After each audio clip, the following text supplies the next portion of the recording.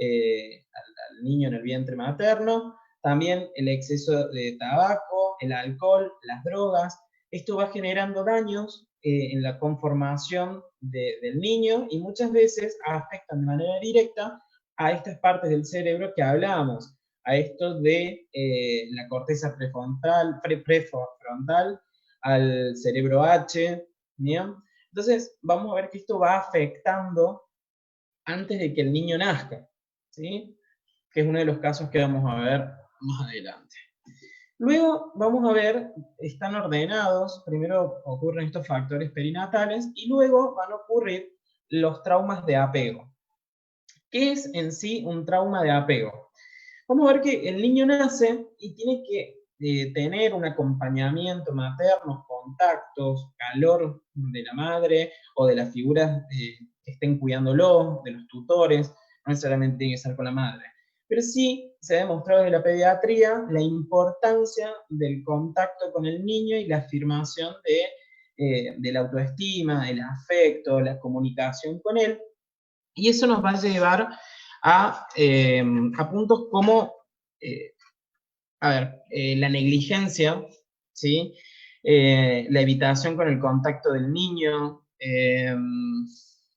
sí, el rechazo principalmente por parte de la madre hacia el niño, genera en él, a medida que va avanzando su edad, dos temas importantes o dos ideas que empiezan a reiterarse en la cabeza del niño, que es: no merezco ser querido o no puedo confiar en la gente. Estas primeras etapas para el niño son importantísimas para reafirmar cómo va a ser a largo plazo la confianza que va a tener en las figuras que lo rodean.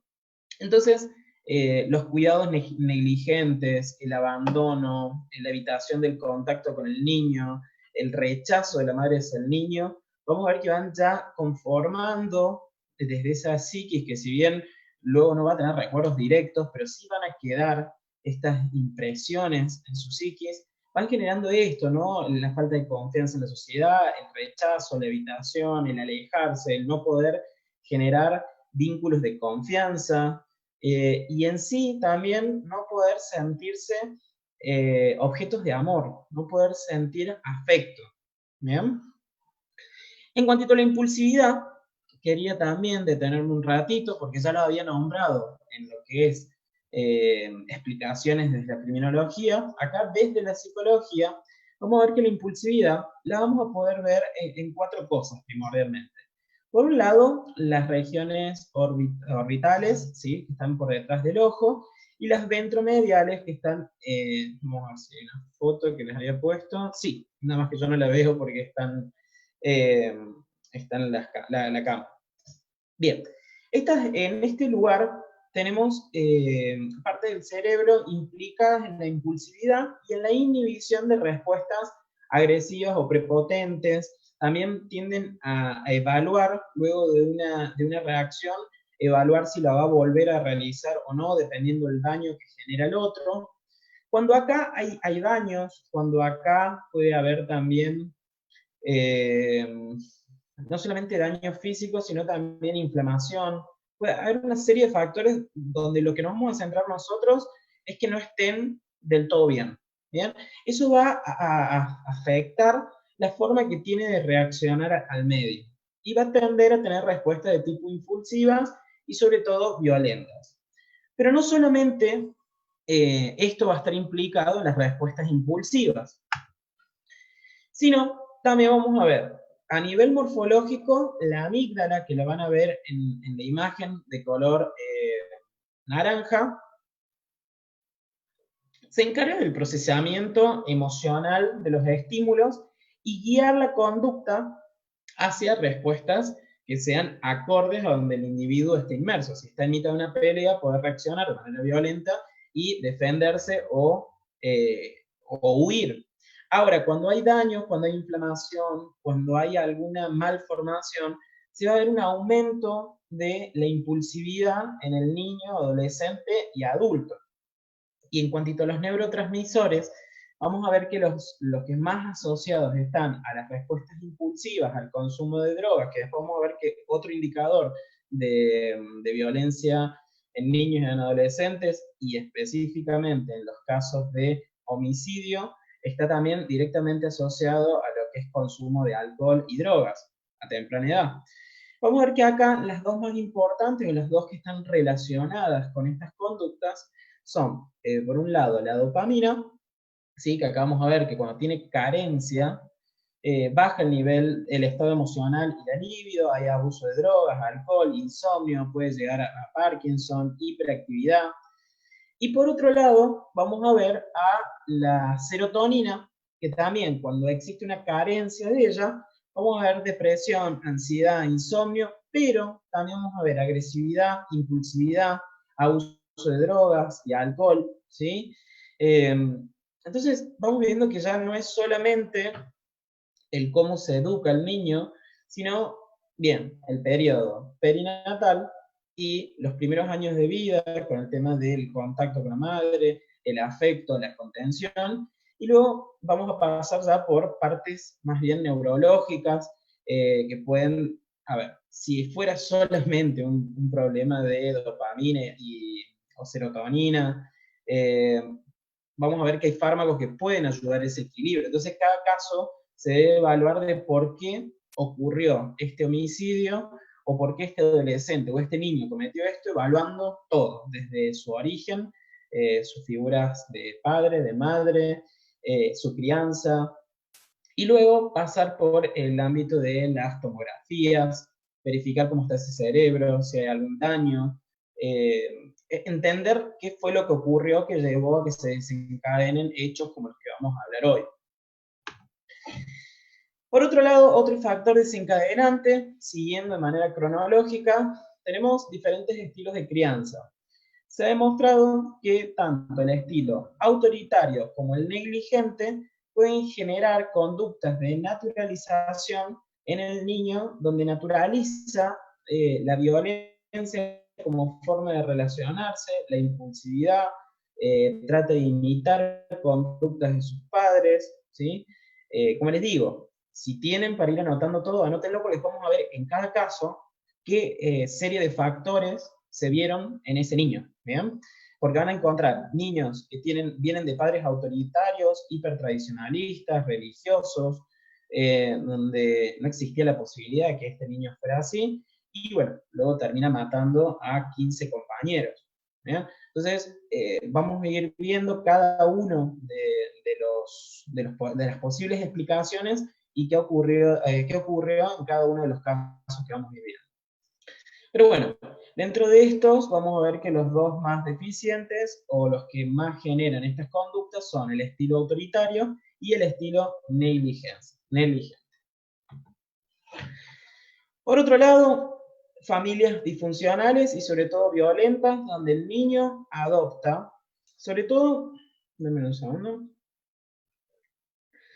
sobre todo vamos a notar que hay como dos etapas. En una etapa más infantil, en edades entre 5, 8 años, el niño puede llegar a observar violencia en su casa y en su psiquis va a tener una opción A o una opción B.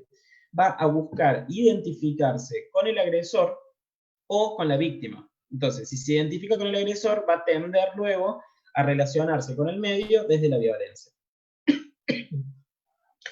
Si se identifica con la víctima, va a tender a ser más temeroso, más sumiso, a largo plazo va a tender a buscar figuras afectivas que tengan una similaridad o sean similares a la figura de ese padre violento que tenía o esa figura violenta con la cual creció. Entonces va a ser o por A o por B, no tiene muchas posibilidades de elección. En cuantito ya a la adolescencia, cuando el adolescente ya registra este tipo de familia disfuncional y violenta, tiende a tomar un papel más de defensor o de huir. Bien, dame un segundo. Si quedan sin voz. Y todavía falta mucho. Bien, entonces en la adolescencia va a tener esos dos lugares. Un lugar más de defensor o de héroe, va a confrontar a esta figura violenta, pudiendo también correr riesgo su vida, o va a tender a huir. En cuanto otro de los desencadenantes van a ser las actitudes antisociales. No es lo mismo hablar de un chico que tenga un síndrome de un trastorno de la personalidad disocial, un trastorno disocial de la personalidad, que hablar con un niño que tiene actitudes antisociales. La diferencia entre uno y otro es cómo cumple los criterios diagnósticos propuestos, ya sea por el DSM-4 revisado o actualmente con el DSM-5 actual. El tener actitudes antisociales nos va a hablar de que cumple con algunos síntomas o con algunos rasgos esperados, pero no cumple con el cuadro entero. Después vamos a ver algo que quiero dejarles, el tema de haber sido víctimas de maltrato o abuso sexual en la infancia. Hay una frase que dice: todos los abusadores o victimarios en la infancia han sufrido algún tipo de maltrato o abusos sexuales. No obstante, no todos los niños que han sufrido algún tipo de maltrato o abuso sexual necesariamente se van a convertir en victimarios. Pero sí se ha demostrado que todos los que hoy, o los que en su momento han cometido actos violentos o abusos, han tenido una infancia donde ha existido maltrato o abuso sexual. Otros factores desencadenantes que ya habíamos nombrado, tenemos el consumo de alcohol y de drogas desde temprana edad, donde genera malformaciones a nivel cerebral, genera, impulsividad, genera un montón de cuerpo que al consumir sustancias le generan cambios, tanto neurológicos, que llevan a conductas desacertadas, conductas antisociales. También el querer ser parte de determinadas tribus y grupos de pertenencia, donde ya estén en contacto con drogas y alcohol, también eso les va a generar espacios donde esto sea necesario para ser parte. Entonces, bueno, los adolescentes consumen y estos niños también. Y por último, la presencia de problemas o trastornos psicológicos graves, que habíamos hablado un poco antes. Los que hemos nombrado hasta ahora son la esquizofrenia paranoide, trastornos madurativos, además el trastorno disocial de la personalidad, y una serie de problemáticas que en realidad desde la grafología no las vamos a evaluar, sí nos sirve para comprender un poco el cuadro y la situación, pero se va a encargar más el psicólogo de poder determinar la presencia o no de estas patologías. Ahora vamos a meternos un poco de lleno con algunos casos, ¿sí? Vamos a ir citando algunos. Yo, la verdad, mucho no puedo ver el chat, así que les voy a ir contando y les voy a ir marcando cuáles fueron las explicaciones que tuvo cada caso.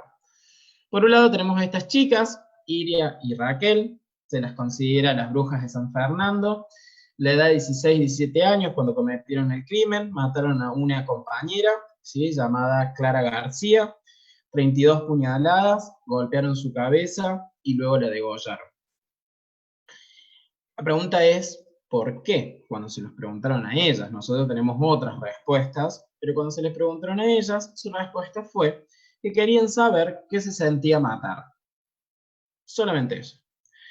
Luego de un estudio de cada una de ellas y de los casos y de observar su historia familiar, se pudo detectar que existían altos niveles de impulsividad y conductas antisociales desde la edad temprana de 7 años, donde huían, donde maltrataban animales, ya se venía gestando. A nivel familiar no ocurrieron hechos que se hayan destacado en la investigación, pero ya con estos dos podemos ver qué fue a lo que apuntaban y volvemos a un trastorno de conductas antisociales desde temprana edad que, bueno, desencadenaron en esto. Este es un caso muy conocido, ¿sí? Los asesinos de Liverpool, estos dos niños, lo que hacen es secuestrar, torturar y asesinar a un niño de 10 años, van hasta el centro comercial, lo llevan al niño a través de mentiras, lo querían llevar como un bosque, bueno, lo torturan, le tiran pintura, le introducen pilas en su ano. Hay toda una situación sádica de estos niños.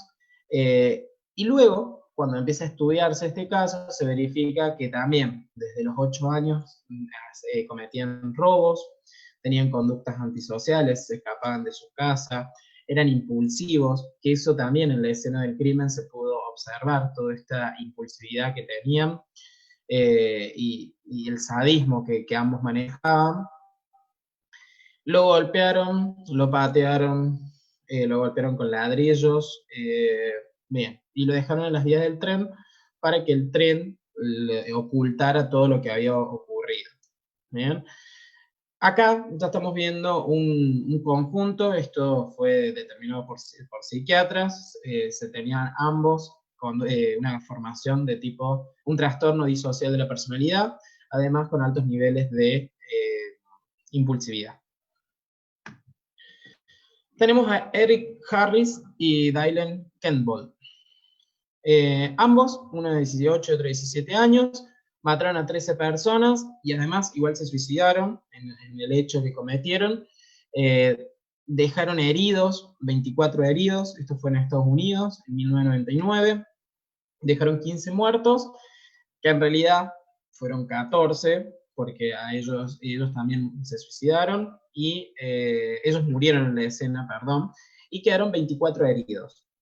Acá en este caso, cuando se empieza a hacer el estudio criminológico de estos dos victimarios, se verifican consumo de drogas, alcohol, desde temprana edad, desde los 10 años, y tuvieron ambos, que yo les había hablado hace un ratito, tuvieron crianzas de tipo autoritarias, hiperreligiosas, muy tradicionalistas, donde ellos, entre los 16 y los 17 años, se quisieron ir, huyeron un par de días, y los padres los dejaron volver, pero con reglas, claramente que no las cumplieron, y a la semana o al mes fue que ocurrió todo esto, que fue en la universidad o en el colegio donde ellos estaban, mataron a 15 personas y dejaron 24 heridos. Después tenemos a José Rabadán Pardo, ¿sí? El considerado el asesino de la katana. A la edad de 16 años, mató a 3 personas, que esas 3 personas son su padre, que fue el primero en asesinar, a su madre y a su hermana menor, que además tenía síndrome de Down, ¿sí? Esperó a la noche, con una katana mató a su padre, y luego intentó matar a su madre y a su hermana con una katana, les hizo daño, les cortó los dedos cuando se estaban tratando de defender. Al no poder matarlas, usó un machete donde terminó de matarlas a ambas. Acá hay otra explicación. Cuando se estudió el caso en profundidad, se detecta que esta persona tenía una psicosis epiléptica idiopática y además un desorden de tipo químico que genera una impulsividad mal dirigida al medio, ¿sí? Violencia desde edad temprana, consumo de alcohol y de drogas. En este caso también él había huido de su casa y su padre le pidió por favor que regresara. Él dejó la universidad, dejó los estudios, y el padre le dijo, bueno, por más que hayas dejado tus estudios, volvé, quédate con nosotros. Bien. También, al poco tiempo ocurre este hecho y mata a todo el conjunto familiar. La mayoría de estos casos, que no lo he nombrado, después de periodos muy cortos de estar en cárcel, entre 6 y 8 años, quedan libres. Y después vamos a ver un caso que vamos a estudiar en profundidad de Maribel, donde después, de hecho, ella genera una ley alrededor de todo lo que ocurre con ella para guardar el anonimato de estos niños que hayan tenido situaciones de este tipo en la infancia y luego cuando quedan libres tengan la posibilidad de poder reinsertarse en la sociedad y se les da un nuevo nombre, se trasladan y siguen con su vida.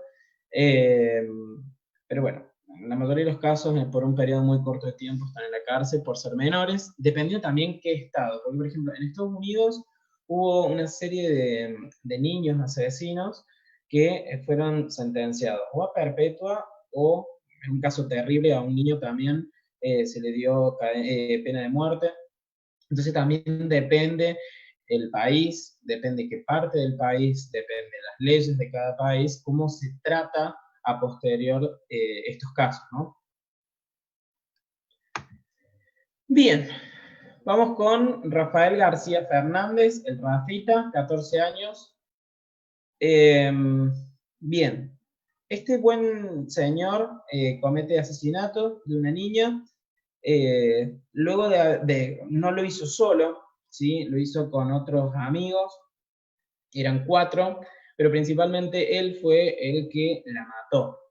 Lo que hicieron él con su grupo de amigos fue secuestrar a una niña, no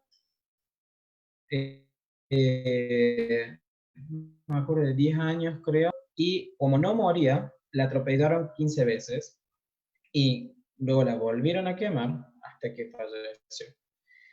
En él y en sus amigos, pero él fue el que quedó encarcelado, vamos a observar que tenía conductas antisociales de temprana edad, abuso de alcohol y de drogas, además en el hecho particularmente estaba alcoholizado y bajo efectos de estupefacientes, y además desde los 14 años, o sea, desde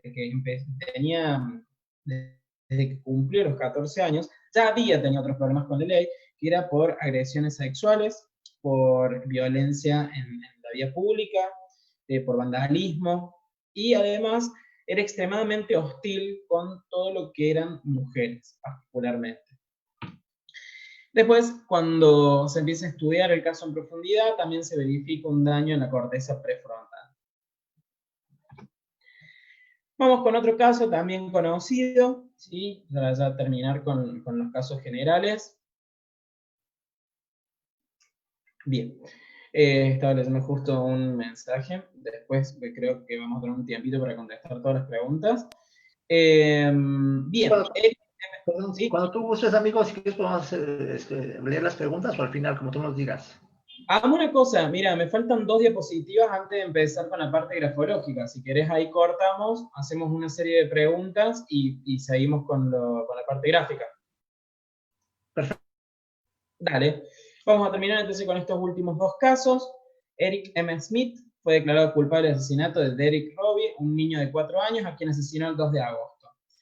Este niño explicaba, en realidad, que había sufrido discriminación y bullying, no solamente por sus compañeros, sino también por su padre y su hermana. Bien, entonces él, cuando explica esto que le había pasado, se le agarró específicamente con este niño, con un niño de 4 años. Frente a no poder defenderse de sus compañeros, o de su padre, o de su hermana mayor, ataca a este niño y lo golpea, lo estrangula y después lo sodomiza con un palo. La sentencia dictada por el tribunal imponía la mayor pena posible para asesinatos juveniles de la época, un total de 9 años de cárcel. Pero, si indagan un poco más en este caso, van a encontrar que este chico hasta el día de hoy está preso y no se le permite la posibilidad de libertad. Bien, entonces siempre se le hacen pericias cuando se acerca la fecha para poder liberarlo y no se lo impide. O sea, hasta el día de hoy sí es preso. Después vamos a tener a Graham Frederick.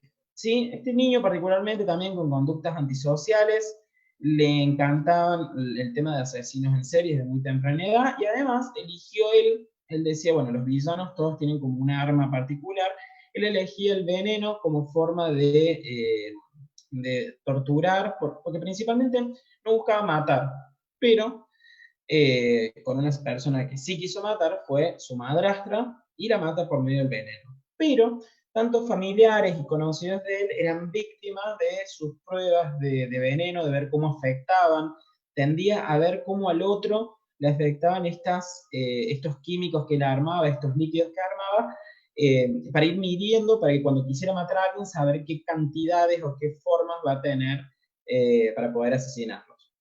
Bien. Hasta acá es alguno de los casos. Estamos viendo que todos tienen como este factor en común de conductas antisociales, impulsividad, consumo de drogas y alcohol. Entonces, después cuando veamos algunos de los casos, vamos a ver que también ahí se suman madres que han consumido alcohol y drogas en el periodo perinatal del niño. Bueno, y algunos otros casos interesantes. Vamos, si querés, Robert, con algunas preguntas y después seguimos con la parte gráfica. Sí, si quieren hacernos algunas preguntas, por ahí ya vemos una, pero hay que aprovechar ahorita si quieren hacer algunas preguntas para que Otto nos las pueda contestar, por favor. Sí. Entonces vamos a ver aquí algunas preguntas que ya tenemos.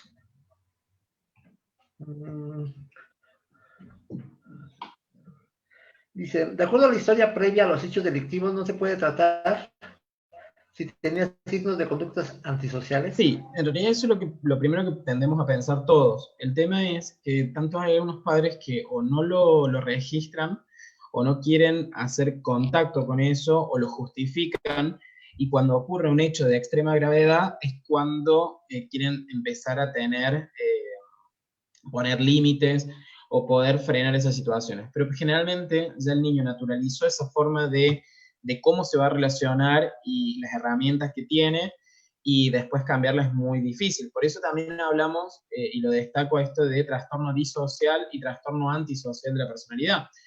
La diferencia es justamente el periodo evolutivo que está el niño, ¿sí? Antes de los 16 años es disocial, y por ahí se puede detectar, se puede trabajar, se puede enseñar, ¿sí? Hay tratamientos,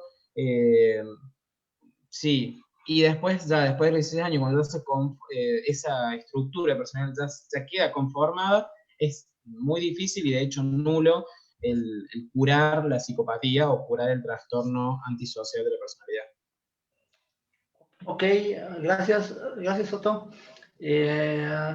Aquí nos dice, Alfredo Flores nos pregunta, la manada de rugby, ¿cuál es el cuadro psicopatológico? Para los que no tengan conocimiento de ese caso, si gusta decir algo rápido de la manada, bueno, yo sí sé, pero si gustas damos una pequeña reseña, porque fue un caso que sacudió mucho a Argentina, ¿no? Sí, bueno, a ver, para no entrar tanto en detalle, fue un grupo de rugbyers que estaban bajo efectos de alcohol, droga, aparte tienen ya una forma de relacionarse a nivel grupo y ciertos valores que ellos se identifican. Se generó una situación en un boliche y este grupo de chicos lo mataron. Bien, desde muchos lugares, yo no he estado en las pericias de este caso, pero las conductas antisociales son evidentes, el consumo de alcohol y de drogas también, y después también la ausencia de culpa y la ausencia de responsabilidad que pretendían generar es más que evidente. Por lo menos, primero no voy a diagnosticar, pero es evidente que sí tenían conductas antisociales. Habría que determinar luego si, ya por la edad que tienen, que hay algunos de ellos son más grandes, tienen algún tipo de cuadro de psicopatía o de trastorno antisocial de personalidad. Ok, aquí nos pregunta, Mariana Moreno nos pregunta, ¿cuál de estos casos se asocia a los factores perinatales? ¿Cómo? Al próximo, de hecho. Vamos a hablar en este caso, voy a adelantarlas un poquitín. Acá. En este caso vamos a encontrar una niña que es su madre, ¿no? Después vamos a verlo, les adelanté por lo menos el nombre. En ese caso, la madre era prostituta y cuando queda embarazada siguió ejerciendo la prostitución, tomando alcohol en grandes cantidades y drogas, y eso le generó un daño en la niña antes que naciera. Ok, gracias. Claudia Mijalovich nos pregunta, ¿hay posibilidades de reconocer estas conductas en el ámbito escolar? Sí, sí. Igual por ahí eso se debería trabajar más con un psicopedagogo, un psicólogo infantil, pero sí hay indicadores conductuales que los más importantes que te puedo decir en este momento es el daño a la tortura de parte de un niño a niños que son de la misma edad, pero más chiquitos, o ya más chicos, tanto en edad como de cuerpo, les gusta torturarlos. No es tanto matar, sino la tortura. Lo mismo, esos mismos niños también dañar animales y torturar animales. No es ni tanto el tema de matar, sino de torturar. Prenden fuego lo ajeno, las casas, destruyen propiedad privadas, huyen de su casa. Yo profundizaría en las conductas antisociales infantiles y adolescentes y sería una herramienta para poder detectarlos de temprana edad. Pero sí, hay conductas que son como muy evidentes. Ok, gracias. Nos preguntan, hola, llama la atención que son del sexo masculino. ¿Qué explicación hay? Es decir, ¿cuáles son las teorías respecto a que el sexo femenino no esté tan involucrado? De hecho, marqué a algunas mujeres y de hecho en los 4 casos que vamos a elegir, en los que elegí para hablar desde la escritura y de los dibujos, ambos son 2 chicas en cada situación, o sea, son 4 mujeres. ¿Qué pasa con las mujeres? Tienen otro tipo diferente de conductas delictivas, van por otro lado, por ahí no son tan violentas o tan impulsivas. Sí pueden existir el querer dañar al otro, pero lo hacen de otra manera. Igualmente, sí, hay una diferencia marcada entre comportamientos antisociales y conductas disociales de la personalidad sobre hombres que más sobre mujeres, pero puede ser por un componente emocional. Ok, gracias. Nélida Humareda de la Cruz nos pregunta, cuando un niño con su hermanita, ambos de 3 y 5 años, bañan a un gatito hasta dejarlo sin vida al gatito, ¿se podría pensar que estos niños podrían desarrollar agresividad? Mira, de vuelta, me estoy metiendo en el mundo de la psicología y por ahí lo que voy a hacer lo voy a hacer desde el punto del grafo. Primero que lo que tenés que hacer en esos casos es ver que no sea un caso aislado. Hay que ver qué educación se le ha dado al niño, hay que ver si esto lo repite hace mucho tiempo, hay que ver si es la primera vez, hay que ver si tienen otras conductas. También hay naturalización de ciertos hechos que es porque lo ven en la casa. Si están rodeados de padres donde matan animales constantemente delante de los niños, y si bien hay una naturalización del hecho de matar a un animal, hay que ver todo un contexto, ¿bien? Así que sí y no. A ver, había que tener un control de esa situación, sentarse con el niño, ver por qué lo hizo, analizar el contexto, realizar una consulta con un terapeuta o con un psicólogo, pero no es tan fácil de decir, bueno, existe esta conducta, o por ejemplo, quemar algo, quemar sin querer, quemar algo, después veremos si fue sin querer o no, pero son conductas de alarma, pero hay que profundizar el estudio para poder determinar si están asociadas o no a un trastorno disocial. Ok, gracias. Sara Lima nos pregunta, bueno, nos comenta y nos pregunta, supe de un caso de un asesino que devoraba a sus víctimas. Al ver sus antecedentes infantiles, se vio que la madre lo obligaba a comer y regresaba a comer. ¿Cómo? Al ir creciendo, la madre lo abusaba. ¿Qué es lo que La le pregunta, obligaban a comer? ¿hasta qué punto puede el totalitarismo de una madre del padre influye en un niño o que se vuelva asesino o será algo biológico? ¿Pero qué le obligaban a comer? No, no entendí bien la historia.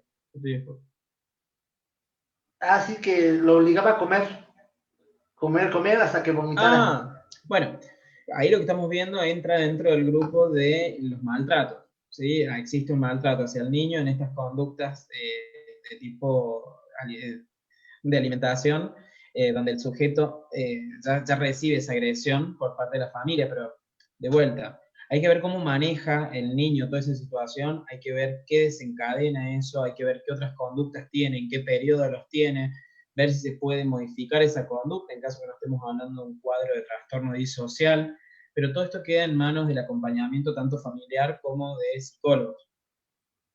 Uh-huh. Ok, Sandra E. nos pregunta, ¿se puede tratar la psicopatía en adultos?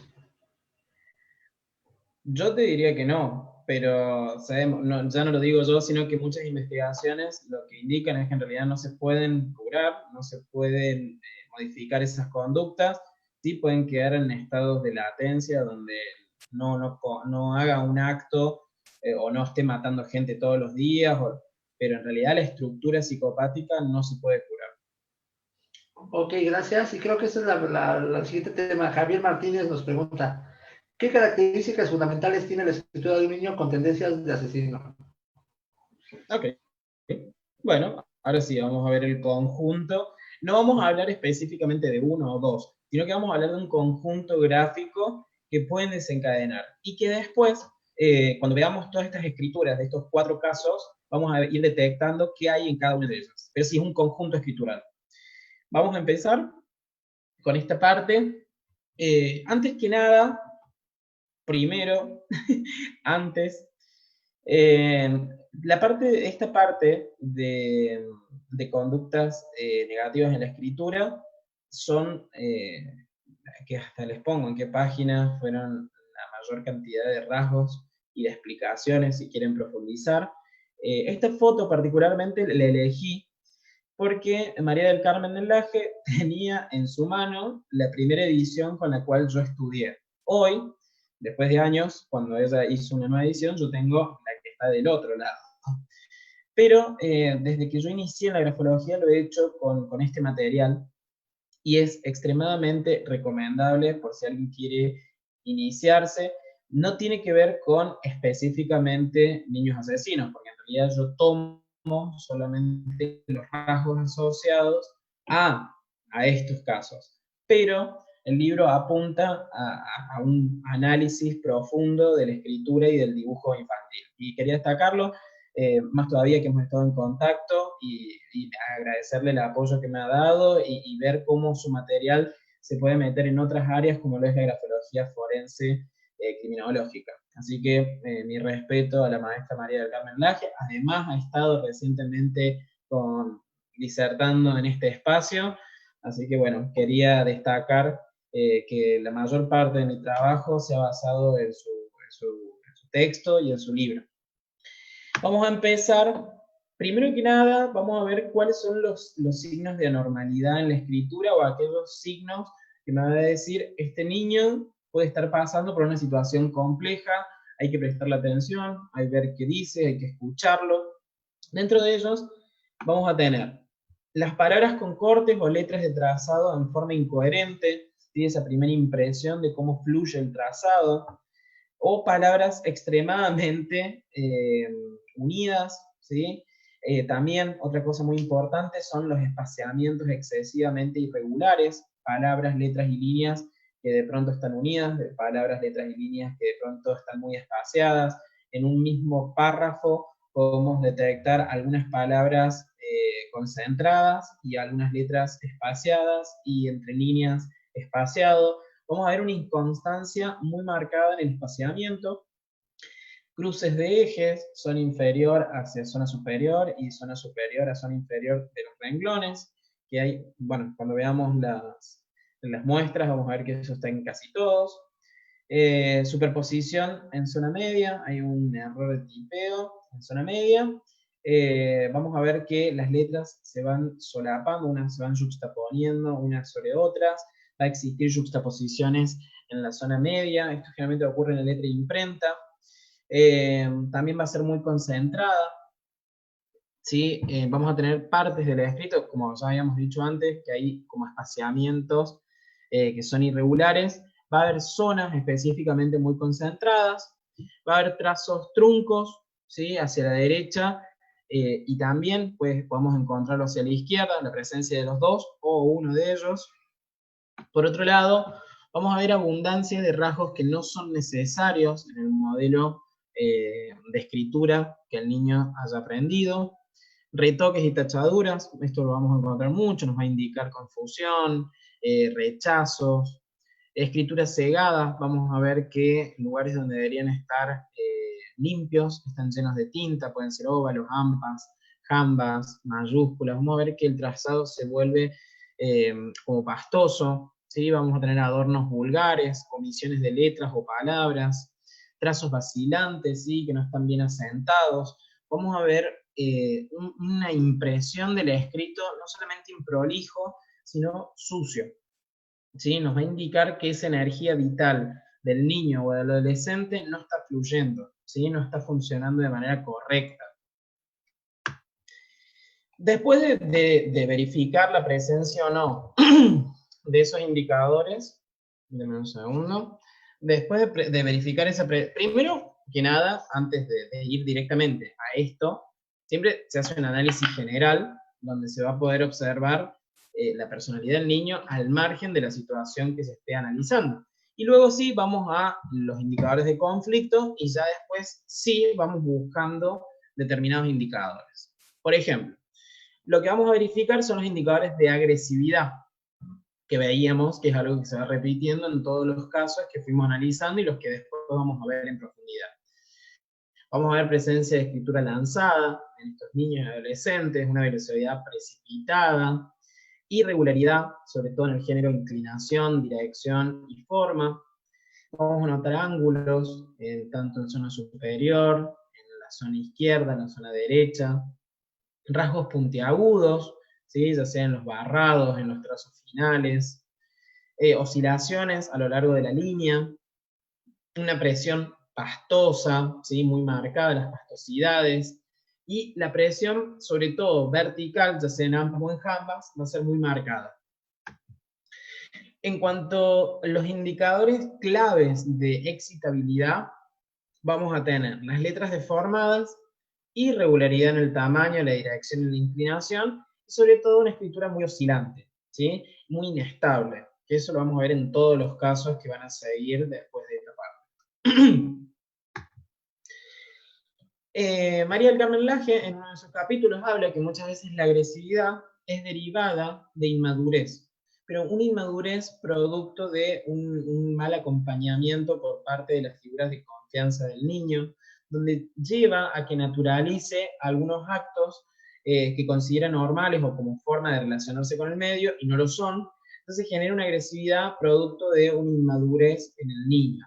Esto lo vamos a ver en una escritura lanzada, letras angulosas, sobre todo en la parte inferior, jambas en forma de ángulo o con tendencia a la espiral, y finales en punta o en masa. Cualquiera de los dos van a estar apuntando a este tipo de agresividad producida por inmadurez. En cuanto a la indisciplina, ¿sí? Tanto de niños y adolescentes, lo vamos a ver en el trazado irregular, que ya lo venimos repitiendo en otros aspectos, una escritura inacabada, ¿sí? Excesivamente movida, desordenada, vamos a ver un grado de enlace que se va reduciendo, escritura sinestrógira, letras trazadas a la inversa, ¿sí? Esto en el caso de un zurdo se toma en cuenta, se anota y se deja, y después se ve si los demás rasgos apoyan o no a eso, porque por ahí puede solamente tener las letras trazadas a la inversa por un tema de comodidad escritural y muscular, pero si lo vemos en un contexto donde se suman los otros rasgos, vamos a ver que está la escritura de un niño que es zurdo. La obstinación lo vamos a ver en óvalos angulosos, en zona superior, óvalos estrechos, ¿sí? Esta presión que siente el niño la vamos a poder ver en la estrechez de los óvalos, ampas y jambas regresivas, ¿sí? que apuntan hacia la izquierda, ¿sí? Y los trazos finales de las jambas van hacia la izquierda y apuntan hacia la izquierda en vez de unirse a la letra siguiente, pero además también la inclinación puede llegar a ser sinestrógena. Vamos a ver una escritura angulosa, las barras de T, ¿sí? Nos van a importar, vamos a verlas en profundidad, vamos a tratar de tomar la mayor cantidad de letras T que tengamos, y vamos a ver que las barras tienden a ser descendentes hacia la derecha, largas y hacia arriba o altas, ¿sí? En este caso tenemos como varias características que apuntan a la obstinación, y por último, ángulos en la zona inferior de las letras T, que eso lo vamos a ver en algunos ejemplos. Son como un ángulo recto, ¿sí? O sea, se hace como un ángulo, en vez de hacer un punto, hacen como si fuera una palomita recta, ejes en triángulo, trazos finales hacia arriba, generalmente en punta, y la escritura angulosa en general. La tendencia a la mentira en niños y adolescentes, vamos a ver una tensión de trazado blanda, letras confusas, letras que se nos dificulta identificar cuáles son, eso va a llevar a que haya palabras que sean confusas. Vamos a verificar arpones y ganchos en los trazos finales, sobre todo, que van a apuntar hacia la zona izquierda o zona derecha, pero vamos a ver mucha presencia de ganchos y arpones. Óvalos con doble vuelta, ¿sí? Trazos recubiertos, escritura enarcada, ¿sí? Sinestrógira y sinuosa. En cuantito al hurto, que es otro indicador de conducta disocial, vamos a ver los óvalos deformados o recubiertos, letras confusas, la letra S caída dentro de las palabras, la letra P realizada, puede ser realizada en dos trazos, pero que en sí tenga una forma de 12, y además vamos a notar los signos de mentira, ¿sí? O sea, se van a sumar a estos los indicadores de mentira. En cuantito al engaño, vamos a ver óvalos con doble vuelta, trazado recubierto pero curvo, óvalos abiertos por la base, inclinación mixta, óvalos cerrados con pequeños bucles, o sea, cierra el óvalo con un bucle, realmente son muy pequeños. Y en este, que me voy a detener, lo marqué como que estas tres características están en casi todos los casos que vamos a ver ahora. Y habla de la falta de sentimientos de culpa, que es algo típico del trastorno disocial en niños y adolescentes. Y a nivel gráfico podemos ver esta característica o cómo se representaría a nivel gráfico. Serían las letras que llevan bucle superior, como lo va a ser letra L o una B larga, van a tener la misma altura que la zona media o van a estar truncos. Por otro lado, la línea de base va a ser serpenteante y vamos a ver un contexto escritural donde va a estar todo en una misma zona, ¿sí? En la zona media. También quería marcar algunos indicadores gráficos en los dibujos. Bien. Voy a correr un poquito para poder verlos. Vamos a ver los extremos, ¿sí? O dibujos extremadamente grandes o dibujos muy pequeños. Vamos a ver que los trazos que componen a los dibujos van a ser dentados o con puntas o acerados. Trazos confusos, suelto e interrumpido, dibujos confusos, pues ya es que no podemos identificar claramente cuál fue la intención del niño al realizarlo. Vamos a observar excesivos sombreados, nos indica conflicto, hay que verificar dónde están esos sombreados. Vamos a ver colores cuya intensidad es fuerte, y dentro de los colores que más se utilizan en estos casos, o cuando hay problemáticas de base, van a ser el color rojo, negro y violeta, generalmente la presencia de los tres, o muchas veces se asocia el negro y el violeta, o el rojo y el negro, pero van a utilizarse de una manera con una presión muy alta, con trazado anguloso, mucha intensidad, muchas veces vamos a detectar que hasta rompen la hoja. Vamos a notar que la cabeza, ya no solamente el dibujo es grande, sino que la cabeza es muy grande en comparación del cuerpo. Los rasgos de la cara están muy marcados, el ceño fruncido o las cejas angulosas. Todos estos son indicadores de agresividad, impulsividad, falta de control de los impulsos, tendencias a la confrontación y a la falta de respeto hacia la autoridad, a la negación de los actos que realiza y tomarlos como negativos.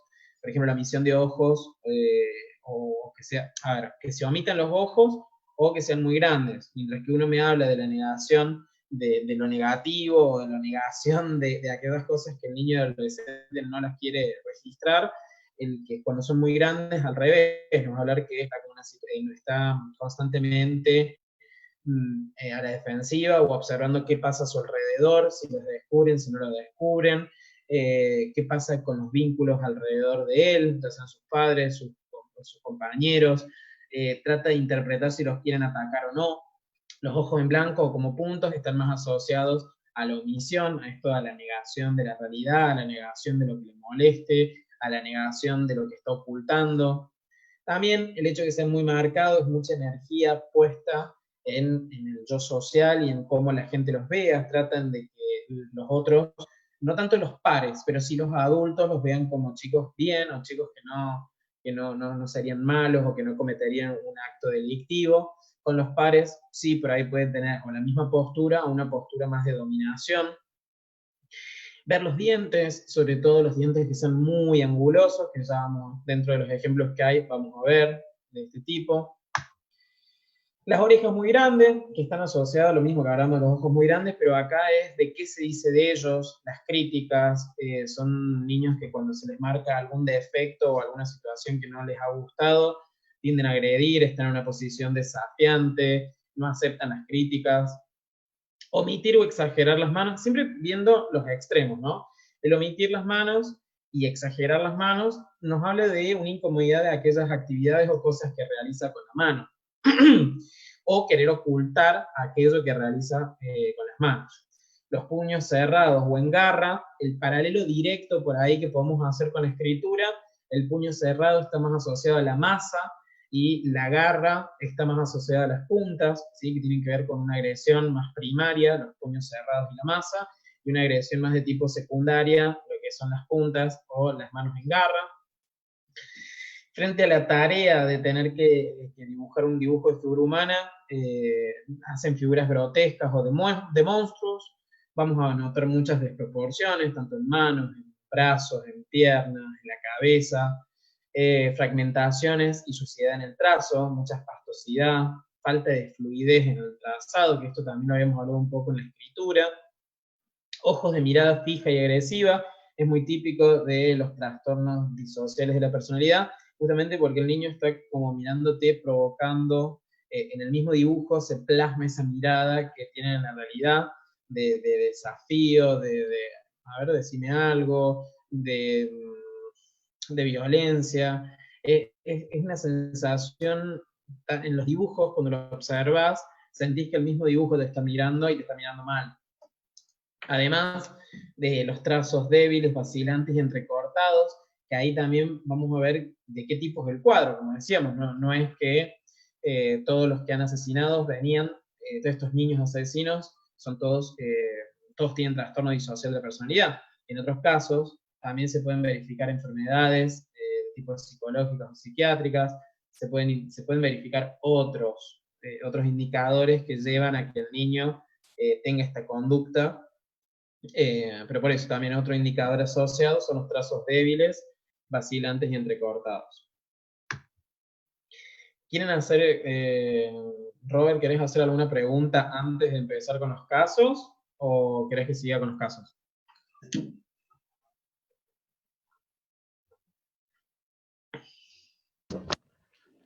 Seguimos, amigo, para terminar bien el tiempo. Perfecto, dale.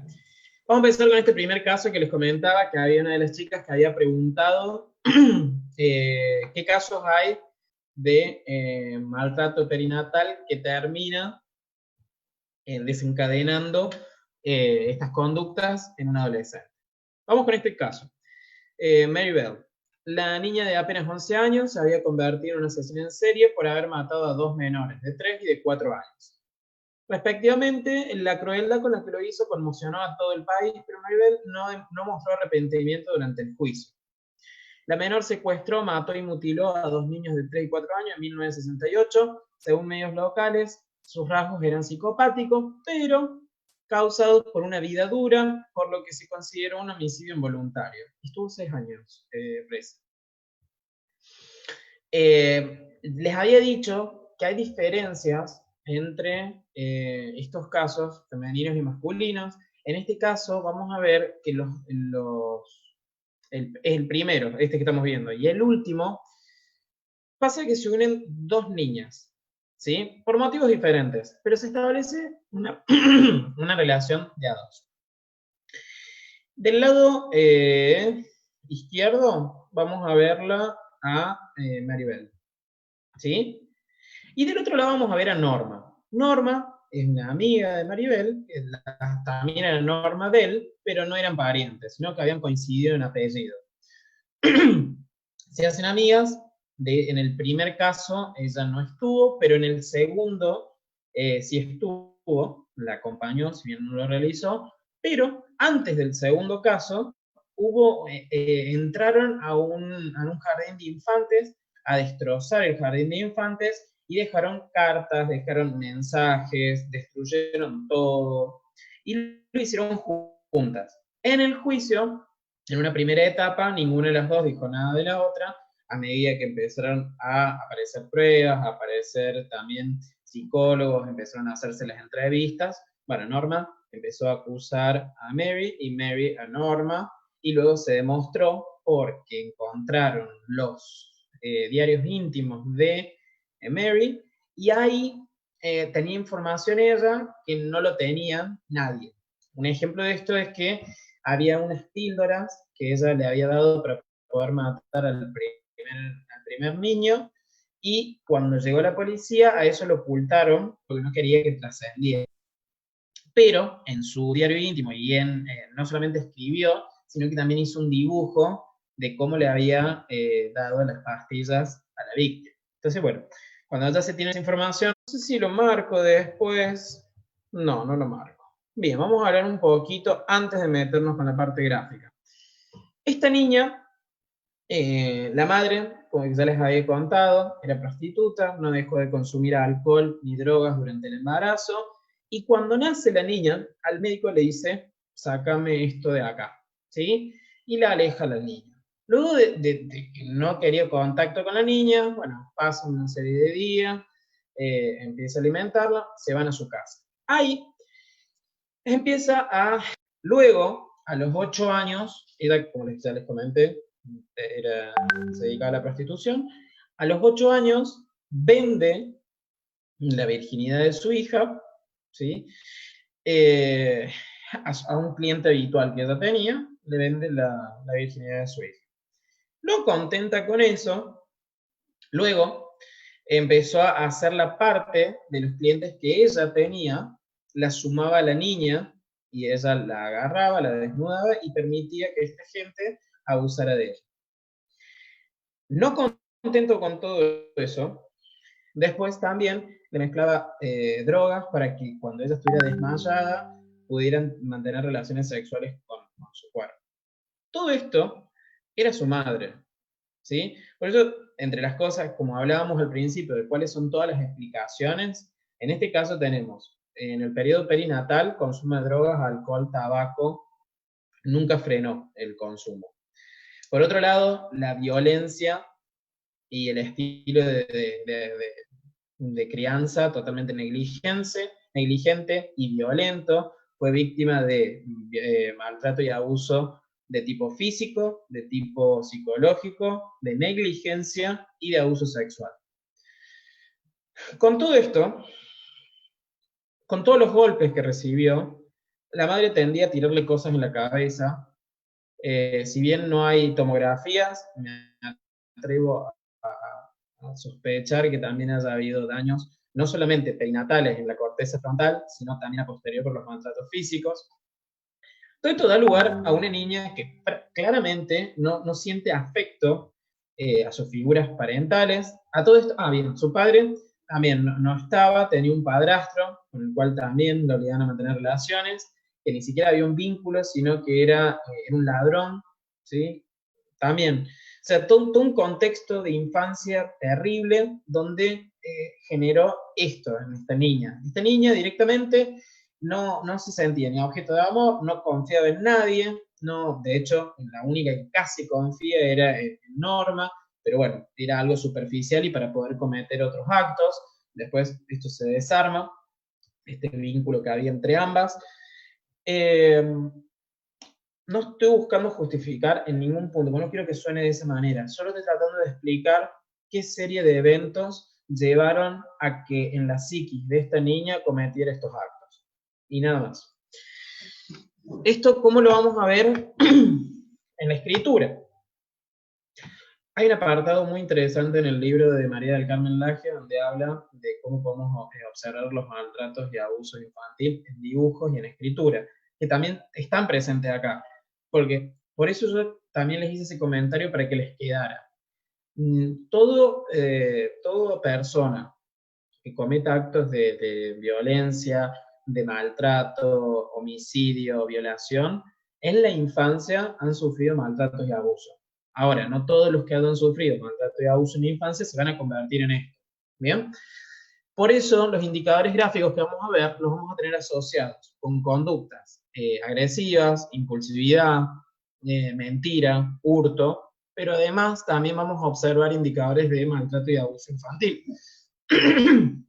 Bien, acá, para empezar, vamos a observar rasgos en generales porque tenemos escritura tanto de Mary también como de Norma, que lo que tenían en común son las conductas disociales, esto del vandalismo, la destrucción de la propiedad privada, el huir de sus casas, pero después vamos a entrar en la escritura de Mary.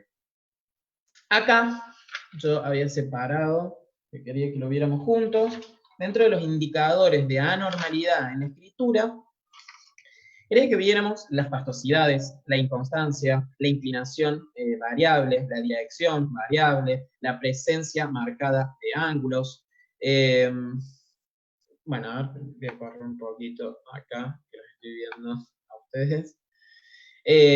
La inestabilidad en la distancia de palabras y letras, como algunas palabras, algunos ejes están con mucha tinta y otros están prácticamente desapareciendo, la inestabilidad en la forma, la inestabilidad en la irregularidad en el tamaño también, los ángulos en los óvalos, aumentos bruscos de tamaño, disminuciones bruscas de tamaño, trazado que no puede fluir. Fíjense que hay muchas letras que las hacen en varios trazos, pudiéndolo hacer en uno solo. Las juxtaposiciones, ¿sí? Esto de las superposiciones que ocurren en la zona media. ¿Qué más? Bien, sí, principalmente eso en esta escritura, que como les digo, está más asociado a ambas, porque esto ocurre cuando ellas entran al jardín de infantes a romper todo y a dejar mensajes, y por eso dice escritos anónimos dejados por las dos niñas, tanto por Mary como de Norma. Pero, acá vamos a entrar de lleno en la escritura de ella. Esto es un extracto de su diario íntimo. Y acá es donde ella explica, ¿sí?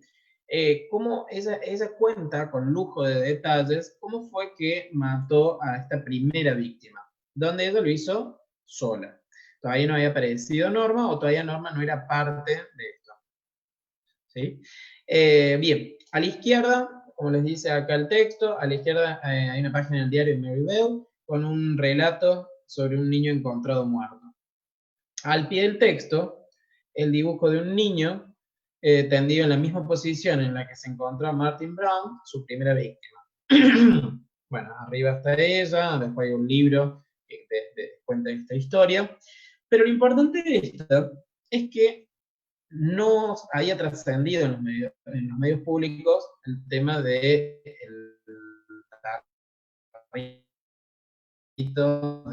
de pastillas. No estaba. Esto fue una de las principales evidencias que hubo para poder mostrarle a ella y ver cómo iba variando su interrogatorio, con una posición muy firme de que cuando llegaron las evidencias.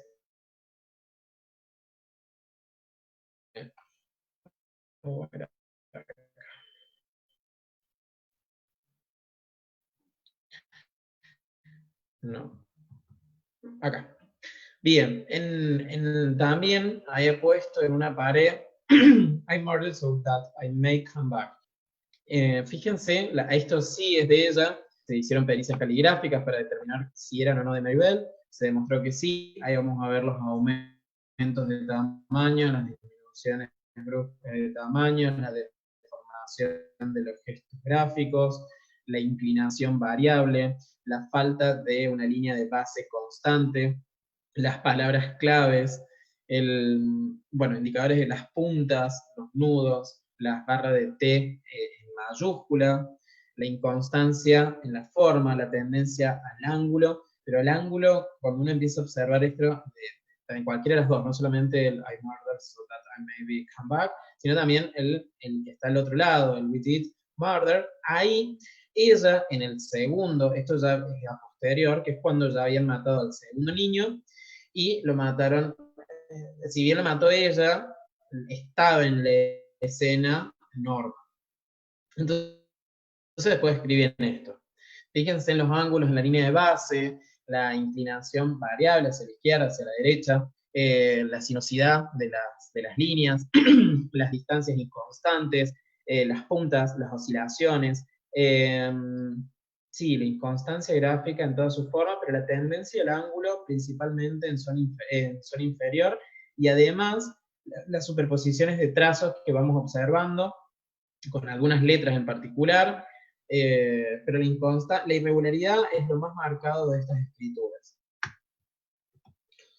Bien, después acá van a ver pastosidades. Esto fue escrito con mucha tranquilidad en su diario íntimo. Vamos a notar invasiones de ejes, escritura pastosa, un dibujo que predomina la cara, fíjense, está con muchos trazos ennegrecidos, figuras deformes, falta de línea de base, ausencia de manos. Vamos a notar muchos rasgos que habíamos puesto como para detectar posibles inconvenientes. Vamos a ver la presencia de todos ellos. Igualmente, esto también que después se lo iba a marcar al final, después si quieren esta presentación, me pueden escribir para que se realice sin problema. Vamos con un caso argentino, para poder ver algunos rasgos. No sé cómo andamos de tiempo, Robert. Sí, andamos, sí, unos 10 minutitos retrasados. O sea, vamos en tiempo, amigo. ¿Vamos bien? Bueno. Sí, bueno, ¿sí me escuchas? Sí. Sí, sí. Ah, sí, te digo que unos 10 minutos retrasados, pero está bien, o sea, sin ningún problema. Bueno. Mientras se mantenga la audiencia, ya sabes que no hay problema. Bueno, quería meterles este caso particularmente porque es de Argentina, para que los conozcan. Fue el primer asesino en serie de Argentina, se dedicó a matar niños, a bebés durante un tiempo, luego fue a 5, 7 y 8 años. Se llama, le dicen el petiso de judo. Vamos a ver la escritura de él, ¿sí? Los ángulos, lo inestable de las líneas, las letras S caídas en la mitad de las palabras, las invasiones de ejes, los óvalos con ángulo, la ejecución angulosa en sí misma, las pastosidades, también tenemos números con tachones, trazos superpuestos, ampas en llama. Bueno, expresión vertical, movida, desordenada. Bien, los trazos finales ascendentes y en punta.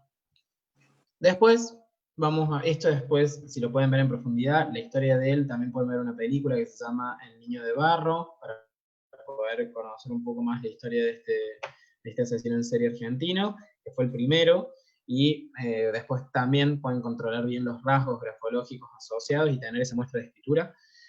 Después tenemos el caso número 3. Quiero llegar al 4 rápidamente. Estas son 2 diapositivas, así que no vamos a tardar mucho, pero quiero llegar al 4, donde hay mayor cantidad de dibujos. Este caso particularmente se llama William Henrys.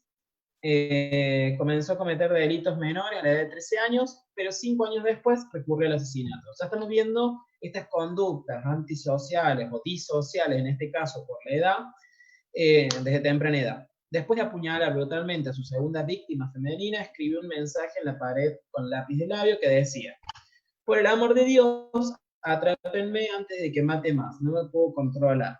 Lamentablemente asesinaría a una niña de 6 años antes que la policía finalmente lo atrapara, y Henry cumplió 65 años en la prisión de Chicago antes de morir por causas naturales.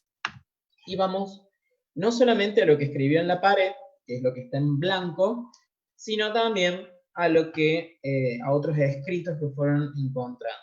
Bien, acá volvemos a la inestabilidad del trazado, ¿sí? Las letras, muchas suenan superior metida en la zona media, inestabilidad en la forma, distanciamientos irregulares, pastosidades, también cegados, inclinación, dirección extremadamente sinuosa y ondulante, aumentos de tamaños, letras que no siguen un modelo caligráfico, ángulos en las letras M sobre todo.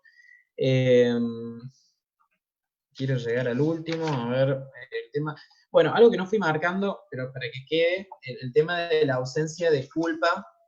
Habíamos hablado de AMPAs en la zona media, o que tengan, estén truncos, o también una línea muy serpenteante y el uso de la zona media única. ¿Bien? Y ahora sí, vamos a estas dos chicas con las que quería cerrar, que es Morgan Geyser y Anisha Wade. Las dos tenían 12 años cuando cuchillaron a su íntima compañera del colegio para complacer a una figura ficticia, que ya vamos a ver cuál es, de un relato de terror que seguía en un foro de internet. Dijeron que Slenderman, que es esa, la figura ficticia de un relato de terror, había ordenado cometer el crimen. Increíblemente la víctima sobrevivió al brutal ataque. Claro, brutal ataque porque le dieron 36 puñaladas a la chica que vemos en la imagen, y el personaje del que estamos hablando es el de la izquierda. La chica sobrevivió, fingió que había muerto, luego se arrastró porque le llegaron a un bosque. Cuando creyeron que la habían matado, ella se hizo muerta y después fue hasta la ruta, o hasta la ruta, y pasó un auto, la vio y la pudieron llevar al hospital y se salvó. Técnicamente, no estamos hablando de niñas asesinas, porque no las mataron, pero porque se salvó. En realidad la intención era que estuviera muerta, por eso 36 puñaladas. Bien, acá tenemos un poco de los dibujos, los sombreados, fíjense, las descargas de tinta en la escritura, los dobles repasos, las figuras grotescas, las orejas destacadas, los ojos destacados, que era por el tipo de dibujo. Pero igualmente, en el contexto, fíjense las manos, los sombreados, las descargas de tinta. Bueno, en el otro dibujo hace una representación muy pobre de Slenderman, con una escritura que los acompaña, No More Secrets. Después otra, también. Todas estas son imágenes que compartió la BBC.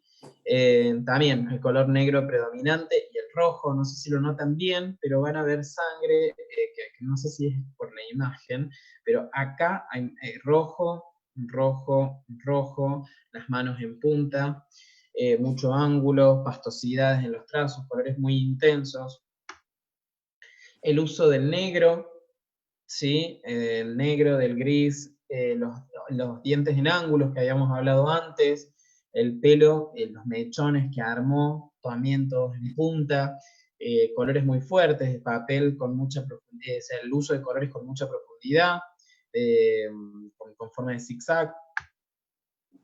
Otro dibujo que realizó, que fíjense, al ser una fotocopia o un scan, se ha perdido un poco de calidad, pero se puede ver la presión que tenía, las imágenes deformes, evitaba hacerle las manos a los niños, bueno, y además, bueno, él torturaba, entre comillas, porque maltrataba, destruía muñecos, juguetes, fantaseaba ya con las ideas de cometer un asesinato.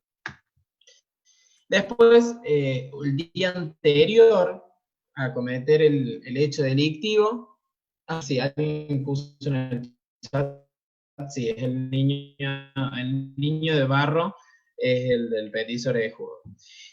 Armó una lista, ¿sí?, para poder realizar el crimen. Gas pimienta, un mapa del bosque, cámara, spray, cheesecake ahí. La voluntad de vivir, armas, entre paréntesis pone cuchillo de cocina, y linternas. Fíjense los tachones, la inestabilidad, es una hoja pautada, y fíjense cómo asciende y desciende en las líneas, cómo se superponen los ángulos, sobre todo en las letras A. También letras y palabras que están muy unidas y después están muy separadas, la inestabilidad en el trazado son evidentes. Y eso también, dibujos de su cuaderno, también con mucho doble repaso, mucha inestabilidad en el trazado y en los espaciamientos o en los estrechos en algunas en el anterior podíamos ver... Bien, en este caso, acá. El tema de las letras, fíjense cómo tiene una constante, sin importar el dibujo que lo acompañe. Perdón, teniendo en cuenta el dibujo que lo acompañan, fíjense que se suaviza o no. Con los dibujos de Slenderman, que tienen un texto que acompañan, los trazos son mucho más impulsivos, mucho más profundos, mucha más pastosidad. Se marca, ellas cuando están en contacto con esa imagen, se siente que pueden hacer lo que quieran. Bien, entonces el grado de falta de culpa, de impulsividad, de todo se marca mucho más en los escritos que acompañan a los dibujos de Snyder. Y para cerrar, muchísimas gracias, Robert, muchísimas gracias. Felicitaciones a los otros disertantes que estuve desde el principio escuchándolos. Me ayudó un montón y voy a sumar varias cosas que escuché de Sandra. Que era el que estuvo, y de César, interesantísimo. Muchísimas gracias por permitirme participar, y ahora vamos a contestar la mayor cantidad de preguntas que Robert me diga, y si no, me las pueden escribir por mail o... Sí. Ay, perdón, sí. Muchas gracias, amigos. Un fuerte aplauso, por favor. Muchas gracias por todo esto. Pueden checar sus redes sociales. Está como revista Bells, tanto en Instagram como en Facebook. Academia, claro, sí, en realidad esa es mía, donde yo comparto muchas cosas de textos, libros, y si no, la oficial es Academia Bells Latam. También tienes un grupo de WhatsApp, ¿no? También para que te... Estás bien informado, Robert. Sí, Sí, ya sabes. armamos una comunidad muy pequeña. Ahora somos 150 personas de diferentes partes del mundo, donde nos conectamos en ese espacio, compartimos materiales, compartimos cursos, capacitaciones. De hecho, tenemos gente que siempre nos mantiene con qué vas a dar, con qué seminario generás, y ahí estamos todos. Es una comunidad que es, por suerte, ahora, actualmente, es hiper mega respetuosa y está compuesta por todos, de todas las generaciones y de todo, de todo. Sí, amigos, todas las buenas prácticas hay que compartirlas. O sea, ¿no? Nosotros en Somegraph es dado pues, que hay que generar las buenas prácticas y divulgarlas, como yo siempre lo he dicho. Por ejemplo, para mí una de las mejores grafólogas argentinas y que van a pasar a la historia como una verdadera grafóloga científica es Adriana Silioto, por ejemplo, Adriana Laje como un referente en la grafología infantil, y así sucesivamente nos podemos ir por muchos. Y pues las nuevas prácticas hay que divulgarlas, amigo. Eso yo creo que es algo que debemos, no solamente a nivel de grafología, sino a nivel general, lo tenemos que hacer. Y bueno, aquí tenemos para unas preguntas. Dale. Para ver cuáles podrían, déjame seleccionar algunas. Bueno, es que son puras felicitaciones. Sí, bueno, aquí ya son puras felicitaciones, maravilloso, fascinante. Josefa Araceli nos pregunta, llevé un caso penal con un hombre de 32 años con trastorno límite de la personalidad. Mata a su mamá y la despedaza en 3 cortes. Él va a salir en este 2020. ¿Alguien con esos problemas debería de salir o no? ¿Cómo? ¿Cómo? La última partecita nomás, Robert. Si alguien con esas características debería de salir o no. Bueno, pero principalmente desde ese lugar que él marca esta patología, que calculo que está, obviamente, que por un psiquiatra, por un psicólogo, en ese caso tiene un tratamiento, o sea, no iría a la cárcel, irá a una institución neuropsiquiátrica hasta que esté preparado para poder salir a la sociedad. Pero sí. Sí, también depende mucho del país y de la jurisprudencia. También, exacto. Eso sí, va a depender mucho de la legislación vigente de cada país. Eso. Andrea nos pregunta, ¿esas anormalidades de la escritura que nos explicaste también se pueden dar en adultos o solo en niños? No, estas apuntan a niños y adolescentes. En adultos tenemos otro contexto gráfico. Primero que podemos determinar el ambiente gráfico positivo y negativo, y después vamos a ver anormalidades en cada uno de los géneros. y son muchísimo más amplias. Esto es específicamente para niños, que son menos, porque hay algunas que se eliminan por la edad del grafismo, ¿sí? Entonces hay cosas que en un adulto sería atípico, pero en un niño sí, y por eso no están normadas, no están marcadas en ese listado. Ujú. Aquí nos dice María Teresa, es notorio que los rasgos infantiles de los menores que nos presentaste no son infantiles. ¿Por qué?